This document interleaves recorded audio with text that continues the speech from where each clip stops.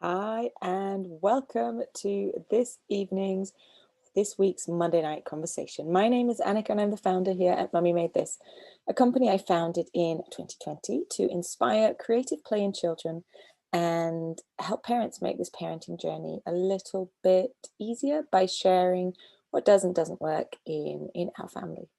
Um, Today I want to talk about sibling rivalry. And if you have more than one child, you are bound to have come across this. But even if you have one child, you will have come across children fighting or arguing, I guess, on the playground or on play dates that your children might have. Or if you have brothers and sisters of your own, you'll remember arguing and fighting with your own siblings. So as a parent, how do you deal with this? How do you help your children learn those critical problem solving skills and sort of conflict resolution skills, while at the same time not always feeling like you're the police and that you have to step in and solve it for them or with them, or keep on top of the constant bickering at times, it feels like, in our house. So yeah, I want to share with you today 4 things that I do in my house that I think really work. Obviously, on some days better than on others, but they're 4 things that are slightly different, I think slightly unusual, and that certainly worked in our house. But also, they teach our children, critical skills in terms of conflict resolution, as I say, but also, yeah, being able to have ownership of their things and having some control over them, problem solving skills, working together as a team, all those kinds of skills are taught through these 4 things that I want to share with you today. So the first one is, in our house, our children, they do not have to share if they don't want to. It's a basic thing in our house.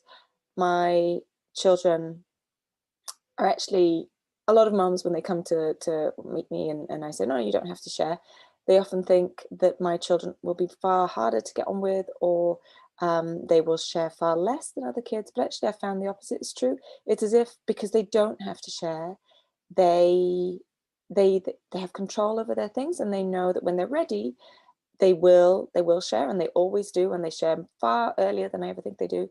I think they will. And I think in part that's to do with the fact that there's no forced sharing when they're not ready yet. And the only analogy I can think of is something that my mum always used to tell us, which was um, it was an experience she had when we children were growing up, and she did the same. I, as a kid, didn't have to share if I didn't want to, or I did share, obviously, but I shared on my own terms rather than having to share when I was not ready. It's probably a better way of explaining it. And my mom was sort of told off, or certainly criticized by a fellow parent at the time, and she, her analogies that she gave back to them was, well, imagine, this person had just arrived with a brand new car. Imagine I told you that you have to share this, give me your keys, I'm going to go off and have a test drive. I don't think you'd be very pleased with that. And this person was saying, well, no, it's my new car, I don't want to give it to you right now. Yeah, I'm not. And that is the best analogy I can think of for children, when they have, especially if they have something new, or if they have something that they're really precious about, or that's really precious to them. If we have something like that as adults, we don't naturally share. We give ourselves time to get used to that thing, to enjoy it in our own time, and then when we're ready, if in a few years down the line, that same person was asked if their friend could borrow the car for a day or whatever, if they really needed to, I'm sure that person would be much more willing to say yes.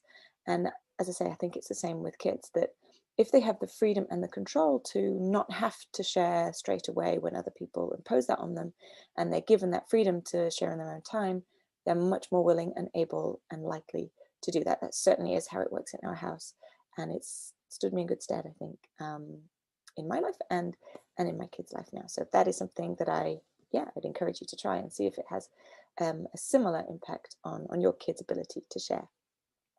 The next one that I do in my house, and again, sometimes this works better than other times, but I do my best to really help them hear the real message behind what the other person is saying.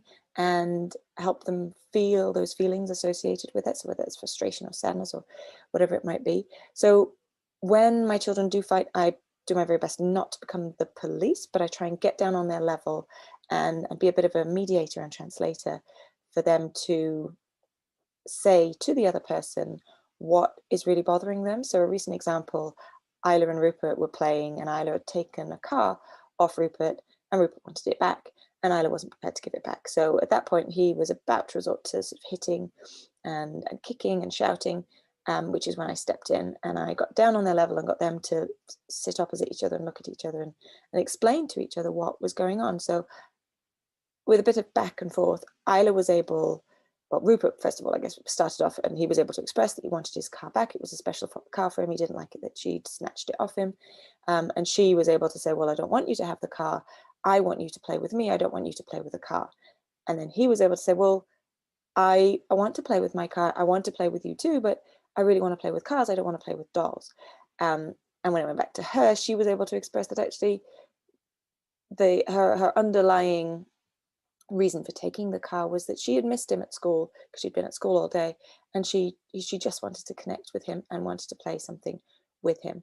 And by helping them understand that underlying, the real reason behind the behavior, the frustration that both of them were feeling, and allowing them to express that and going, oh, look, so-and-so, your sister's really upset or frustrated, or look, he really doesn't like you snatching that off you, it makes him feel sad.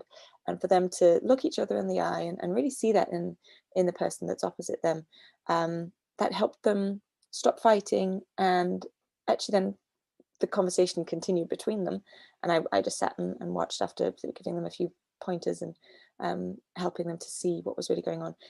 They then were able to take the conversation to the next level and go, oh, okay, I get it. You really want to play with me. I really want to play with you too. I get it. You don't want to play with cars. You want to play with dolls, but I want to play with cars. And then they moved on to finding a solution. I think in the end, their solution was, let's play aeroplanes and take the cars and the dolls onto that aeroplane and make sure the dolls play with the cars, or whatever it might have been. But it was a creative solution that they both worked on together to fix their fight without me being the police telling one person off, chastising, punishing. None of that was needed.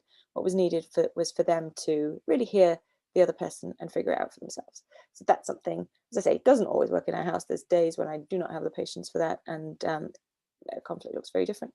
But whenever I do have the patience and I do get to help them like that, it's really a wonderful thing to see. It's really rewarding, actually, to see that the opportunity that they've had to solve that conflict together and find a solution that works for both of them.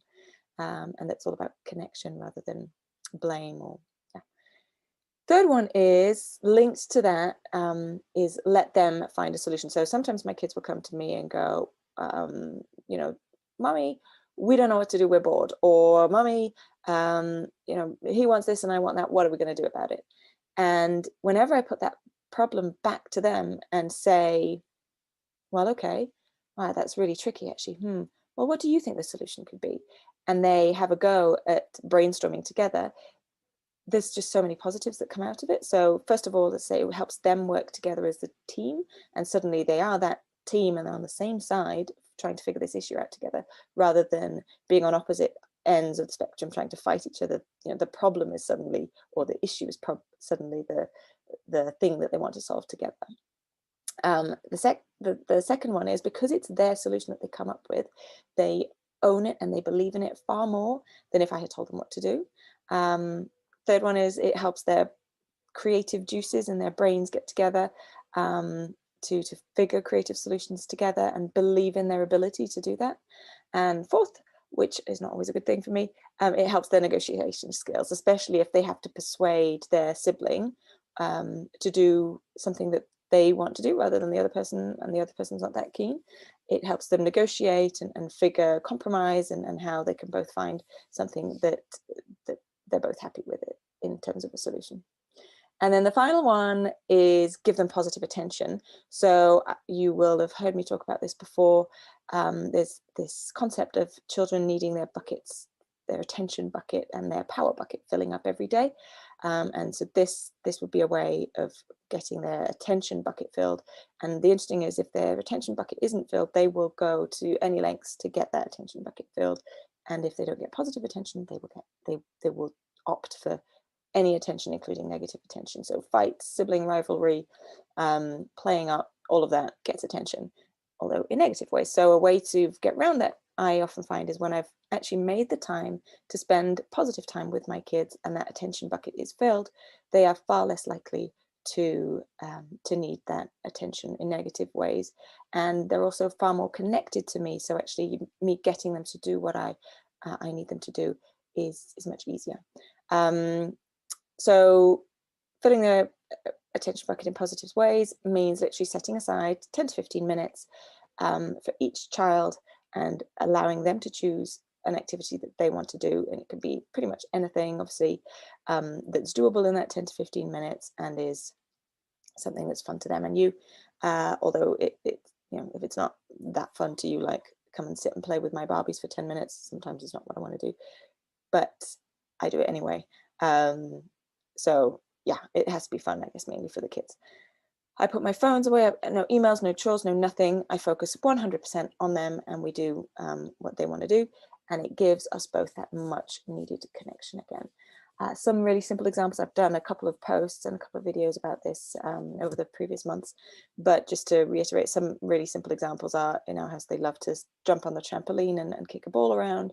It's a really easy one and we do that regularly. Or playing catch with a ball inside or outside. If you have a soft ball, you can do it inside. Reading a story together. So bedtime often then becomes our fail-safe 10-minute a day that each child gets. So reading a bedtime story together, drawing together, cooking together, sometimes baking, doing a puzzle together, playing one of their made-up games, or Barbies, cars, building blocks, whatever it might be.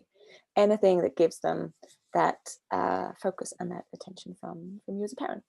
I know that the one thing I don't do enough of yet is labeling that special time with them. So I think sometimes my kids feel like they're not getting that time, even though I feel like I am giving it, but they're still not seeing it as that. So I'm either not giving them the right type of attention, doing the right type of stuff, or I'm not actually making the point to say, okay, wow, now let's have your special 10 minutes. What would you like to do?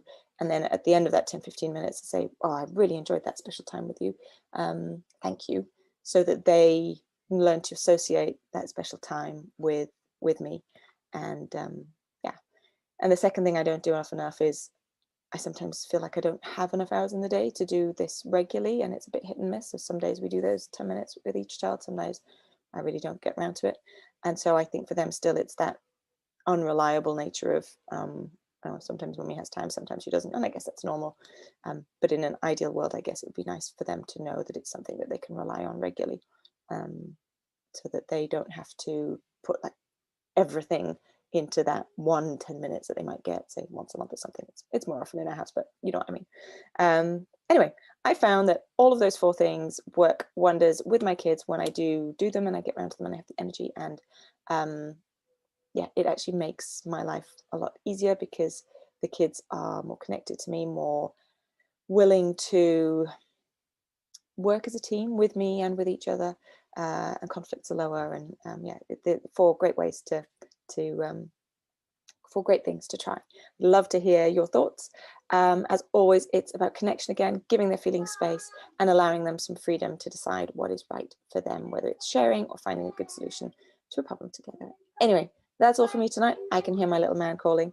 I hope you have a great rest of your week. Let me know your comments and do share any topic suggestions you might have.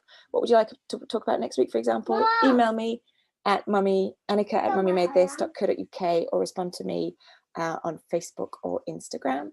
And if you've missed any of the past videos and you'd like to take a look, go to my YouTube channel at www.mummymadethis.co.uk/Monday night. That's the mailing list actually. And my YouTube channel is Mummy Made This. And if you'd like to receive the blog to your inbox, the direct link for that is www.mummymadethis.co.uk/mailing list. I post my blog every Wednesday evening. So for those of you that would prefer have a blog rather than a video, do check that out later on this week. I'd love to hear your thoughts. And if you're not on our Facebook group, it's really early days, but do join it. You can see the link on the website, top right hand corner. There's a direct link to the Facebook group. Website is www.mummymadethis.co.uk. Enjoy the rest of your week, and I will see you next Monday at 8 p.m. on Facebook or YouTube. Actually, at the minute, it'll be YouTube rather than Facebook because I can't get the Facebook to work for me. Anyway, have a great rest of your week. Take care. Bye.